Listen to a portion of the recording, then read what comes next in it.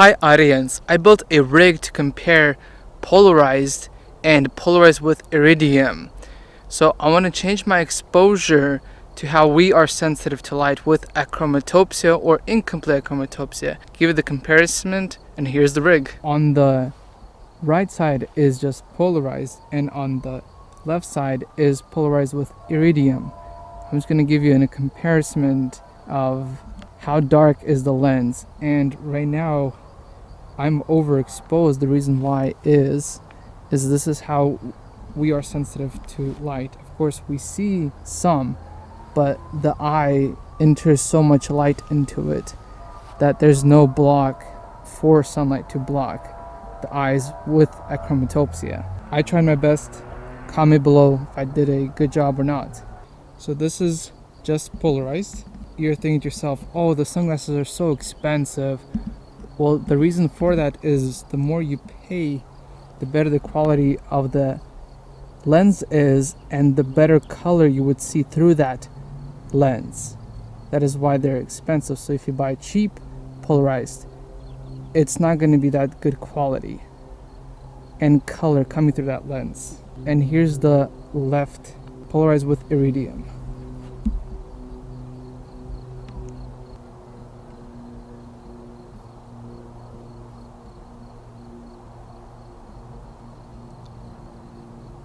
Back to just polarized.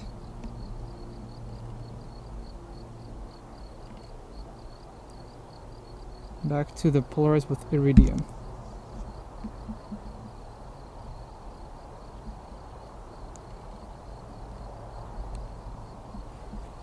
In comparison, side by side.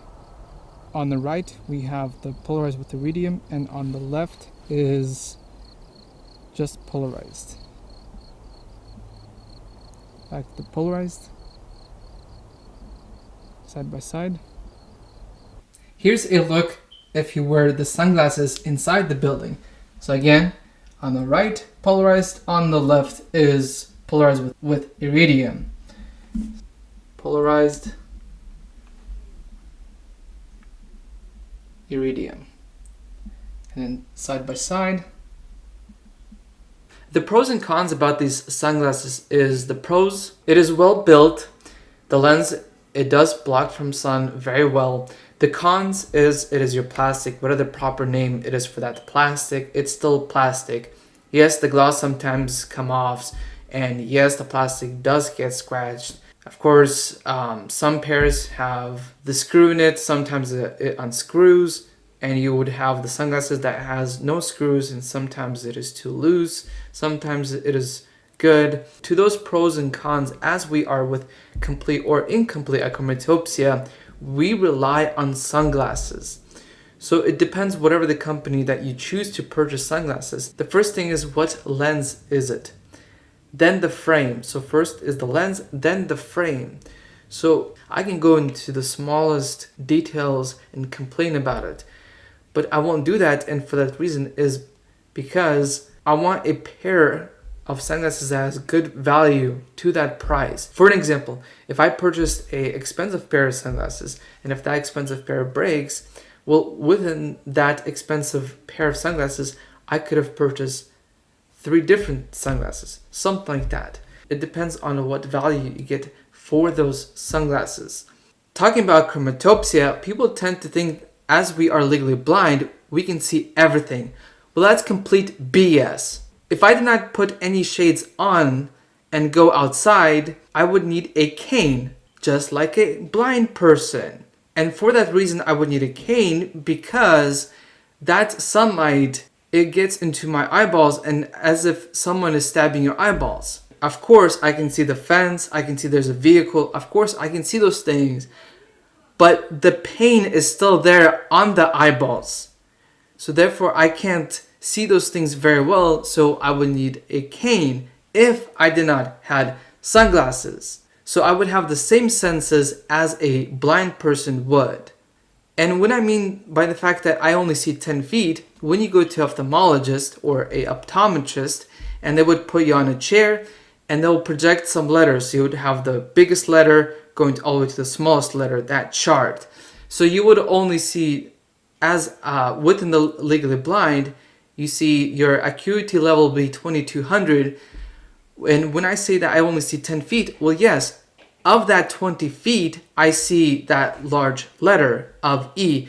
But if you would draw a owl into that E letter, I will not see that owl. So you would need to take that large E, and I need to come 10 feet close to see that owl in that letter E. That's what I mean by seeing 10 feet. So no, we don't see everything. I can't just grab keys and drive a vehicle right now. No, I can't not do that.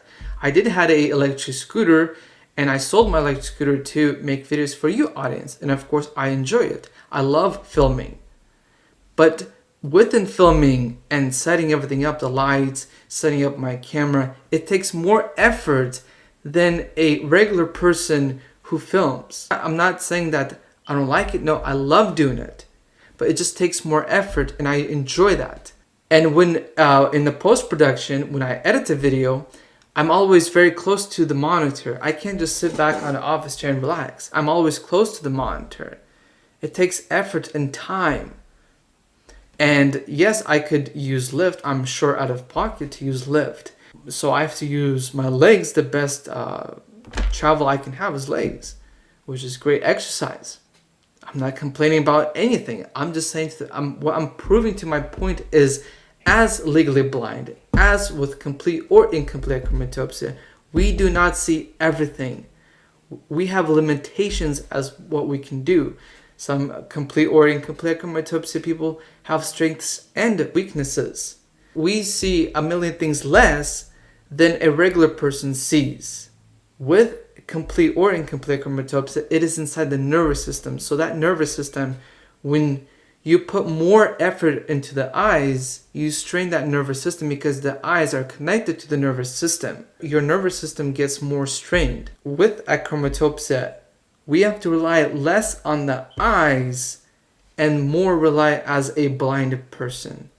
That's my whole point.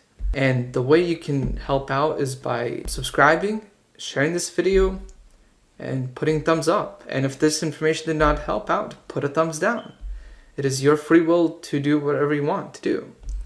So if we can get some views on this channel, that'll be great. If not, then, you know, I'm trying my best. As a legally blind person, putting all my effort into videography.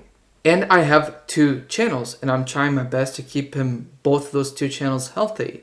The first channel is Warrior Videographer, and the second channel, which is this channel, David Dorikov Vlogs. You can subscribe to both channels. If you're not really interested in videography, you can subscribe to this channel. And if you're new to this channel, welcome. And if you have subscribed, thanks a lot. If you just have watched this video, thanks a lot too. It encourages me to go forward with these 2 channels. And when I see views, it encourages me to do more videos. And there's a lot of exciting things going to happen on this channel. So click on the notification bell to get notified when there's a new video. And that will be it for this little small series. And feel free to go back and watch part 1. And this is the end of this part 2 series. Until next time, audience. More content coming to your screens and monitors.